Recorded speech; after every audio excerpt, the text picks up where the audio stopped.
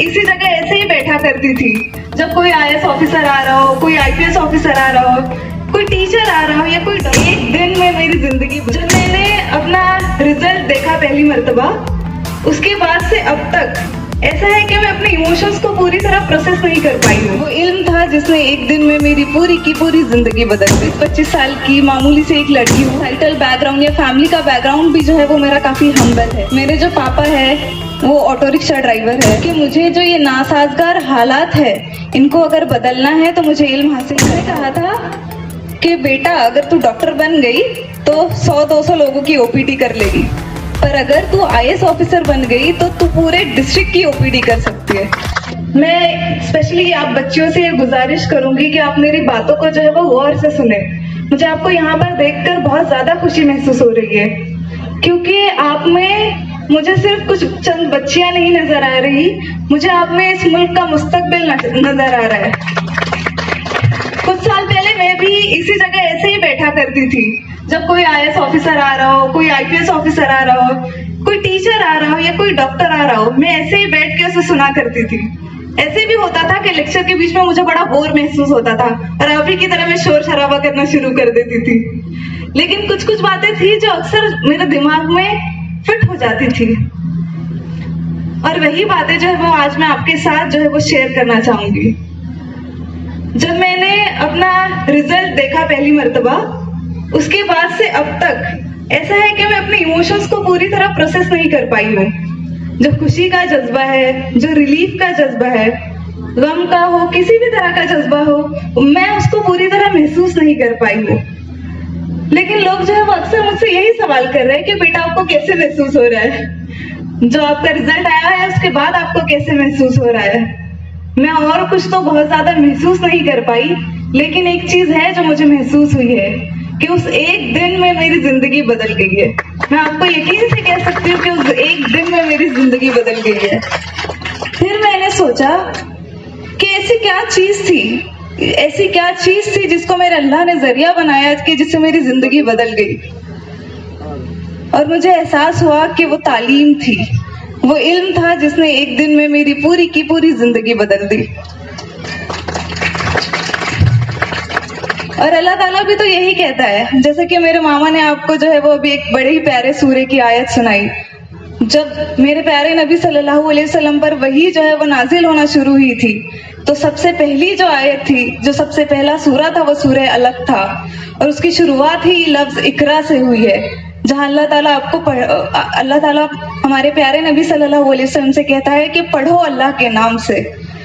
तो आप एहसास कीजिए, आप इस चीज को महसूस कीजिए कि कितनी इम्पोर्टेंट चीज है वो तालीम और इल्म, कितनी जरूरी चीज है।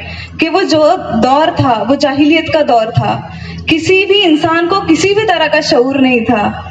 ऐसे दौर में अल्लाह ताला बेशक जो है वो हर चीज को जानने वाला है, और वो पहले बेशक यही अल्लाह ताला करेगा कि वो जो है उस दौर को जो है, उस दौर की जाहिलियत को जो है वो दूर करने की जो है वो हमारे प्यारे नबी सल्लल्लाहु अलैहि वसल्लम को हुक्म देगा। और उसके लिए उसने क्या कहा कि पढ़ो अल्लाह के नाम से। सूरह बकरा की जो है वो आयत नंबर 30, 31 और 32 है, जहाँ पे जो है अल्लाह ताला जो है वो फरिश्तों को हुक्म देता है हजरत आदम अलैहिस्सलाम को जो है वो सजदा करने का।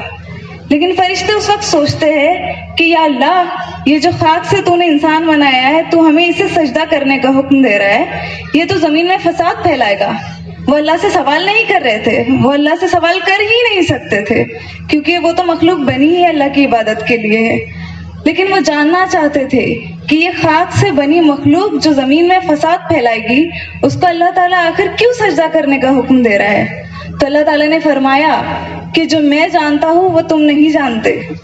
फिर उन्होंने फरिश्तों से कुछ सवाल किए, कुछ चीजों के नाम पूछे। उन्होंने कहा कि अल्लाह ताला, हम उतना ही जानते हैं जितना तूने हमें बताया है। फिर उन्हीं चीजों के नाम, उन्हीं चीजों की मालूमात जो है अल्लाह ताला ने आदम अलैहिस्सलाम से पूछी, और उन्होंने सब कुछ बता दिया। तो वो क्या चीज थी जो आदम अलैहिस्सलाम को अल्लाह ताला ने नवाजी थी, जिसकी बिना पर जो है फरिश्तों ने उन्हें सजदा किया? वो इल्म था, वो तालीम थी। मेरे रब ने अपने पैगंबर को तालीम दी थी, इल्म दी थी, कुछ चीजें सिखाई थी, जिसकी बिना पर जो है वो उनका दर्जा इतना बुलंद हुआ कि अल्लाह ताला ने अपने फरिश्तों को हुक्म दिया कि तुम जो है इन्हें सजदा करो। तो तो आप इस चीज को महसूस कीजिए, अपने दिल की गहराइयों से महसूस कीजिए कि जो इल्म है, जो तालीम है, वो कितना बड़ा हथियार है। वो कोई मामूली चीज नहीं है, वो आपकी जिंदगी को बदलने की चीज है, वो इस देश के मुस्तकबिल को बदलने वाली चीज है, वो आपके आसपास की सोसाइटी को बदलने वाली चीज है। और ये आपकी जिम्मेदारी है, क्योंकि अल्लाह ताला जो कहता है, जैसे कि मामा ने कहा, हुकूकुल इबाद जो है वो बहुत बड़ी चीज है। आपको इंसाफ करना है, आपको हर तरफ जो है वो इक्विटी के साथ इंसाफ करना है, आपको इक्वालिटी को इंश्योर करना है, आपको जो है वो मसावात कायम करनी है। और इन सब चीजों को करने के लिए बहुत जरूरी है कि आप तालीम हासिल करें, आप जो है इल्म को जो है वो अहमियत दें। इसलिए मेरी आपसे गुजारिश है कि आप जो है अपनी तालीम को है वो बहुत ज्यादा अहमियत दें, बहुत ज्यादा अहमियत दें। अब रहा सवाल मेरी जर्नी का या मेरी स्ट्रगल का, तो एक चीज है जो मैं आपसे कहना चाहूंगी, मैं इस चीज में बिल्कुल यकीन नहीं करती कि जो मेरी स्ट्रगल रही है, जो मेरी आजमाइशें रही है, मैं लोगों के सामने उसका इजहार करूं या उनसे वो चीजें शेयर करूं। क्योंकि मेरा यकीन माने, मेरी उम्र बहुत ज्यादा बड़ी नहीं है, मैं 24-25 साल की मामूली से एक लड़की हूँ, लेकिन जिंदगी में मैंने जितना भी तजुर्बा किया है उससे एक चीज सीखी है कि जो स्ट्रगल है वो बहुत रिलेटिव चीज है। आपको बिल्कुल मैं 100% गारंटी के साथ कह सकती हूँ कि कोई ऐसा शख्स मिल जाएगा जिसकी जिंदगी में आपसे ज्यादा आजमाइश है, जो आपसे ज्यादा स्ट्रगल कर रहा है, जिसकी जिंदगी आपसे ज्यादा मुश्किल है। मैंने जो दिल्ली में जो है वो अपने 1.5-2 साल की जो जिंदगी गुजारी है, मैं देखती थी सड़कों पे लोग जो है वो बिना ब्लैंकेट के ठिठुरते हुए सर्दी में सोते थे। उनको देख के जो है वो मेरी सारी शिकायतें खत्म हो जाती थी कि मेरी जिंदगी इतनी मुश्किल तो कभी नहीं थी, मैंने इतनी स्ट्रगल कभी की ही नहीं। इसलिए मैं इस चीज में यकीन नहीं करती कि जो मैं अपनी स्ट्रगल्स है वो लोगों से शेयर करूं, क्योंकि अब मुझे एहसास है कि वो छोटी थी, पर साथ ही मुझे इस चीज का भी एहसास है कि उस जर्नी को, उस स्ट्रगल को आप लोगों को बताना इसलिए जरूरी है कि शायद वो आप में हौसला पैदा करे, शायद वो आपको किसी ना किसी तरह जो है वो इंस्पायर कर सके। इसीलिए बस इसी एक वजह के लिए जो है वो अपनी स्ट्रगल्स या अपनी जर्नी में जो है आप सब लोगों के सामने अब शेयर करने वाली हूँ। मेरी शुरुआत जो है आप ही की तरह जो है वो स्कूल एजुकेशन से हुई है। यवतमाल की एक जिला परिषद उर्दू मीडियम स्कूल से मैंने जो है वो अपनी तालीम हासिल करना शुरू की थी। एक्सपोजर मेरे सामने बहुत कम था। यवतमाल जो है वो बहुत ही छोटा शहर है और सोसाइटल बैकग्राउंड या फैमिली का बैकग्राउंड भी जो है वो मेरा काफी हम्बल है। मेरे जो पापा है वो ऑटो रिक्शा ड्राइवर है, मेरी जो मम्मी है वो हाउसवाइफ है, तो फाइनेंशियली जो है वो हमेशा जो है वो अनस्टेबल रही है, चीजें काफी ज्यादा स्ट्रगल की है, एक्सपोजर नहीं था। लेकिन मुझे इस चीज का एहसास हमेशा से था कि मुझे जो ये नासाजगार हालात है इनको अगर बदलना है तो मुझे इल्म हासिल करना होगा, मुझे तालीम हासिल करनी होगी, मुझे कुछ बनना होगा ताकि मैं जो अपने वालिदैन हैं उनके ख्वाबों को पूरा कर सकूं, उनकी जो स्ट्रगल्स है उनको दूर कर सकूं। तो मैंने मेहनत की, शुरुआत से ही मैंने मेहनत की, मैं डिसिप्लिन थी, मैं लगन के साथ पढ़ाई करती थी ताकि मैं कुछ कर सकूं अपनी फैमिली के लिए। अब चीज ये थी कि अब बच्चा जो है वो बचपन से ही सोच लेता है कि उसको अपने करियर में बनना क्या है, पर अब अदीबा को तो करियर में 2-3 चीजों के बारे में ही पता है। अदीबा को पता है कि या तो डॉक्टर बना जा सकता है या टीचर बना जा सकता है या ज्यादा से ज्यादा इंजीनियर बना जा सकता है। तो अब छोटी सी अदीबा ने डिसाइड कर लिया कि उसे डॉक्टर बनना है। अब वो पढ़ रही है, लगन के साथ, मेहनत के साथ पढ़ रही है। 10th में अच्छा परफॉर्म कर लिया, 12th में अच्छा परफॉर्म कर लिया, 94-92% ले लिया। अब तय है कि अब जो है आगे आपको जो है वो नीट की एग्जाम देनी है। नीट का एग्जाम भी दे दिया, पर अब हुआ ऐसे कि उस नीट के एग्जाम में स्कोर मेरा जो है वो बहुत खराब आ गया। मैं सिर्फ 234 मार्क्स जो है वो हासिल कर पाई। उसके भी कुछ अलग रीजंस थे, रिसोर्सेज की कमी थी, मुझे उतना ज्यादा इल्म नहीं था कि उसको उस चीज के लिए प्रिपरेशन जो है वो किस तरह से करनी है, कितनी करनी है। अब फेलियर जो है वो पहला फेलियर था मेरी जिंदगी का। ऐसे होता है ना कि आप अकेडमिकली जो है वो पहले से बहुत अच्छा परफॉर्म कर रहे हो, फिर सडनली एक फेलियर आपके सामने आ जाता है तो आप बड़े परेशान हो जाते हो, डिसअपॉइंटेड हो जाते हो। मैं भी बड़ी परेशान हो गई, बड़ा रोने लग गई, अल्लाह से शिकायतें करने लग गई कि अल्लाह मैंने तो इतनी मेहनत की थी, मैंने तो इतनी अपनी नीयत साफ रखी थी कि मुझे तो ये जो चीज करनी है ये अपनी फैमिली के लिए करनी है, अपने माँ बाप के लिए करनी है, पर अल्लाह तूने मेरी कोशिशों को नाकाम कर दिया। मैं बहुत रोने लग गई। लेकिन वो जो मेरी नाराजगी थी, जो वो मेरी शिकायतें थी, वो बहुत गलत थी। आज मुझे इस बात का जो है एहसास होता है। मुझे वो उस आयत का रेफरेंस तो नहीं पता, लेकिन अल्लाह ताला कहता है कुरान में कि तुम अपने अल्लाह से जो है वो उस वक्त भी राजी रहो, तुम जो है अल्लाह से उस वक्त भी नाउम्मीद ना हो जब चीजें जो है वो तुम्हारे मुताबिक नहीं हो रही है। तुम अपने अल्लाह से उस वक्त भी राजी रहो, क्योंकि वो बेहतरीन प्लान करने वाला है। तुम नहीं जानते कि जो शर है, जिसे तुम शर समझ रहे हो, वो तुम्हारे लिए खैर हो सकती है, और जिसे तुम खैर समझ रहे हो वो तुम्हारे लिए शर भी हो सकती है। अब अदीबा जो है वो छोटी सी बच्ची रो रही है, कोई तो चाहिए ना समझाने के लिए कि कोई तो आए इसको समझाए कुछ तो। अब जो मेरे मामा है, उनकी जो सेवा ऑर्गेनाइजेशन है वो चल रही थी, उनका जो है वो डोर टू डोर कैंपेन चलता था हर संडे को। वो अब तक उस चीज को जो है वो कंटिन्यू कर रहे हैं। तो मामा मेरे पास आए, उसमें जो स्टूडेंट्स को मोटिवेट करते हैं, गाइड करते हैं। उन्होंने जो है वो मुझे समझाया, मेरे पेरेंट्स ने मुझे समझाया कि बेटा इस फेलियर को जो है वो दिल से नहीं लगाना, बहुत ज्यादा दिल से नहीं लगाना है। मेरे मामा ने जो है वो करियर में मुझे और भी कुछ चीजों के बारे में बताया। उसमें से एक चीज यूपीएससी भी थी। उस वक्त मुझे बिल्कुल यूपीएससी के बारे में पता नहीं था। आप में से भी बहुत सारे लोग ऐसे होंगे जिनको अब तक नहीं पता होगा, कि अब तक शायद नहीं पता था कि यूपीएससी क्या है, उसको किस तरीके से करना है, आगे किस तरीके से बढ़ना है। मुझे भी नहीं पता था। मुझे आज तक मामा का वो जुमला याद है। उन्होंने कहा था कि बेटा अगर तू डॉक्टर बन गई तो 100-200 लोगों की ओपीडी कर लेगी, पर अगर तू आईएएस ऑफिसर बन गई तो तू पूरे डिस्ट्रिक्ट की ओपीडी कर सकती है। तो सिविल सर्विसेज का जो इम्पैक्ट है सोसाइटी पे वो कितना बड़ा है, उस चीज का एहसास मुझे वहां से हुआ। फिर मैंने जो है उसके बारे में थोड़ी मालूमात हासिल करने की कोशिश की, पढ़ा कि सिलेबस वगैरह क्या होता है, किस तरीके से करना है, थोड़ी बहुत जो है वो मालूमात हासिल करने की कोशिश की। अब ऐसा था कि अगर आपको यूपीएससी करनी है तो यवतमाल शहर से बाहर निकलना पड़ेगा। यवतमाल में तो माहौल उतना साजगार नहीं है इस चीज के लिए, लोगों को इतना इल्म नहीं है इस चीज का। अब बाहर जाना है तो बेटी को पढ़ाई के लिए बाहर भेजना, ये आज भी बहुत बड़ी चीज है। आज भी हम इसको जो है वो बहुत बड़ी चीज मानते हैं। बड़ी नहीं कहूंगी मैं, बल्कि ये कहूंगी कि हम गलत ही समझते हैं इसे, कि बेटी को पढ़ाई के लिए इतना दूर कैसे भेजे। मेरे माँ बाप के सामने भी अब लोग यही सवाल करने लगे कि आप अपनी बेटी को जो है वो पढ़ाई के लिए बाहर कैसे भेज रहे हो, अकेली बेटी को। वो भी सोसाइटी का प्रेशर आने लगा।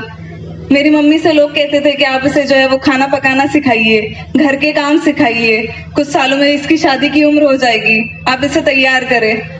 हर दिन वही प्रेशर होता।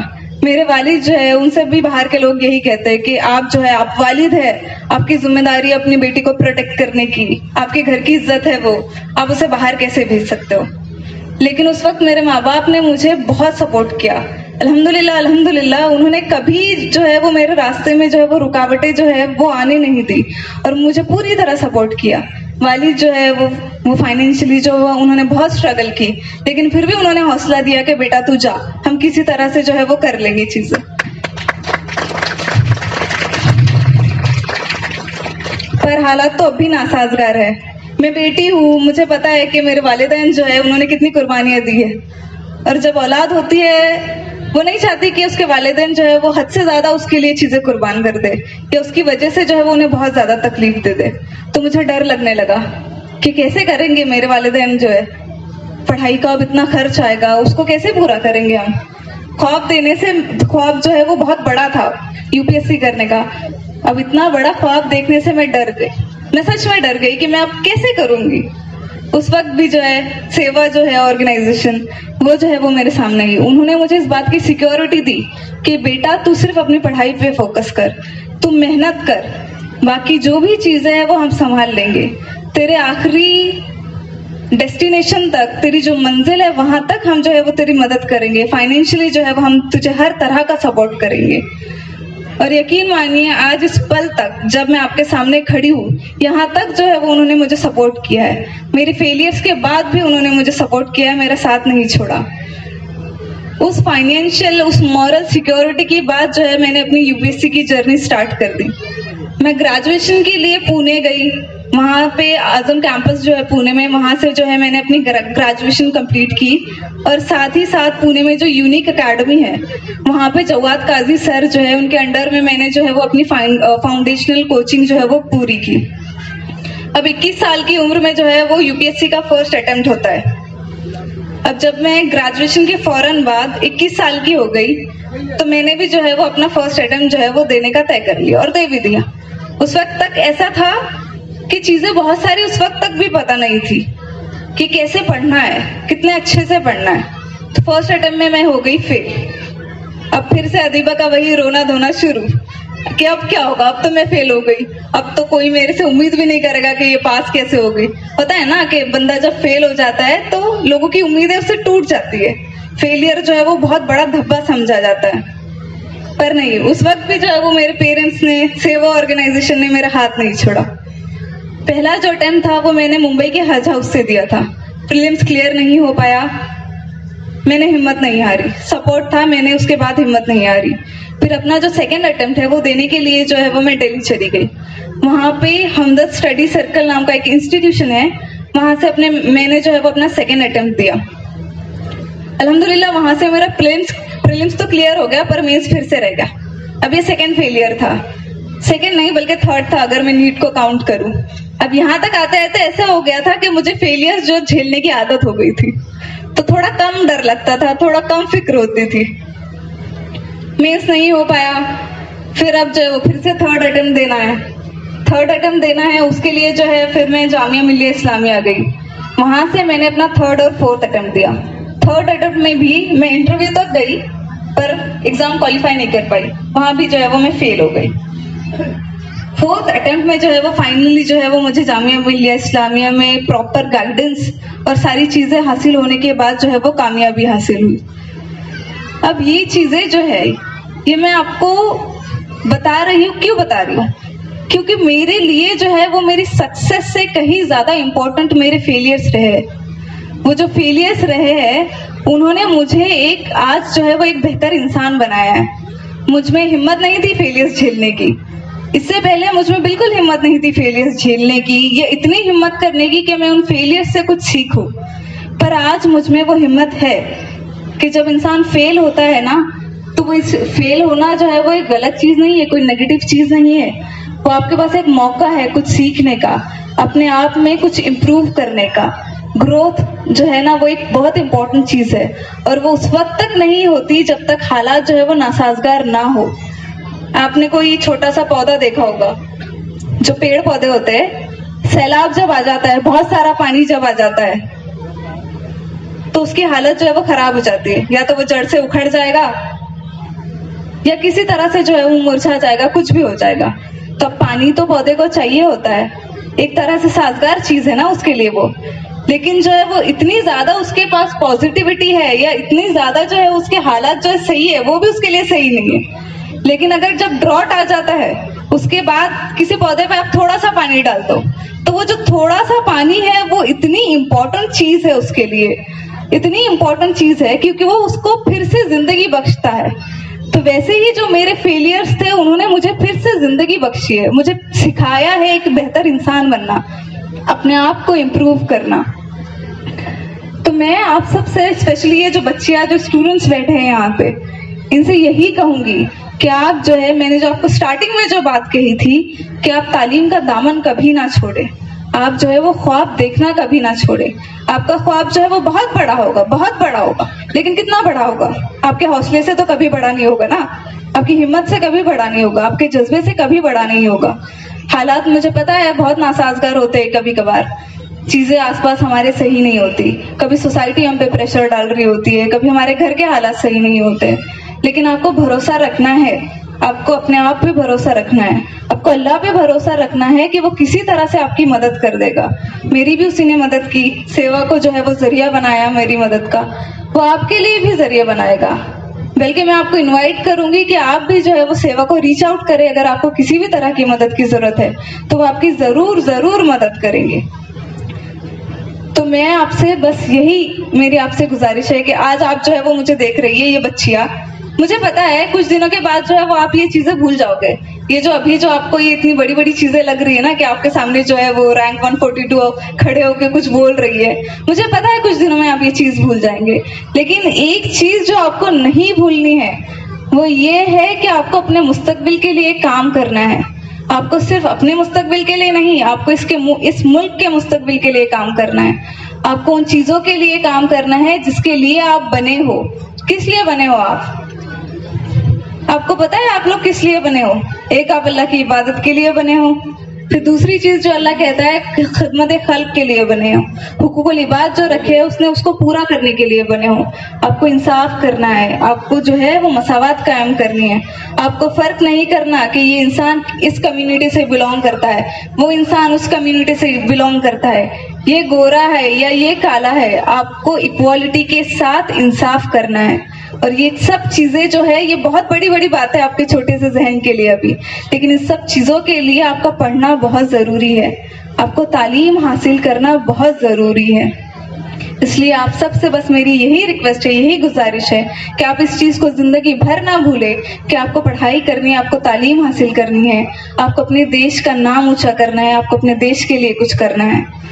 और फिर इस शेर के साथ जो है वो मैं आप सबकी इजाजत लेना चाहूंगी कि सफर में धूप तो होगी ही, जो चल सको तो चलो, हजारों भीड़ में है, तुम भी निकल सको तो चलो, किसी के वास्ते राहें कहाँ बदलती है, तुम अपने आप को खुद ही बदल सको तो चलो। Thank you so much. इन त्योहारों पे घर लाएं नए electronic items, LED TV, smartphones, washing machine या फिर हो एसी। हमारे यहाँ सभी इलेक्ट्रॉनिक अप्लायंसेस पर 0% डाउन पेमेंट के साथ फाइनेंस फैसिलिटी और एक्सचेंज ऑफर के साथ पाए ढेर सारे गिफ्ट वाउचर जीतने का मौका। मम्मी के किचन के लिए खरीदना हो ओवन या पापा के लिए खरीदना हो स्मार्टफोन, इलेक्ट्रॉनिक अप्लायंसेस को खरीदना तो सुरेश इलेक्ट्रॉनिक शोरूम ही आना। नया फोन लेने के बारे में सोच रहे हो तो सीधे चले आइए ओमकार मोबाइल। यहाँ आपको मिलेंगे सभी ब्रांड्स के नए मोबाइल और वो भी 0% फाइनेंस के साथ, और साथ ही पाइए सरप्राइज गिफ्ट भी। तो आज ही आइए ओमकार मोबाइल, गुजरी बाजार चौक, कावटी।